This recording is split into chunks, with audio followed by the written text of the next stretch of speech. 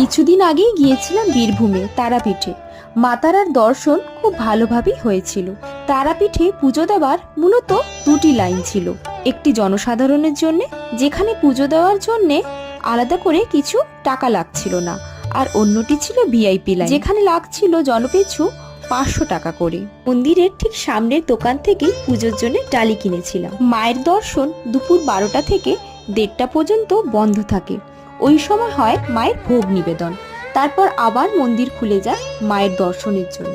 আশ্চর্য রকম ভাবে ওই দিনটিতে যা যা সমস্যার সম্মুখীন হচ্ছিলাম, কেমন যেন অলৌকিক বা চমৎকার ভাবে, যাই বলি না কেন, মিটে যাচ্ছিল। 1001 টাকা থেকে মায়ের ভোগ শুরু হয়, আর 1600 টাকার ভোগে থাকে পোলাও। পরবর্তী ভিডিওতে আরো কিছু তথ্য দেওয়া যাবে।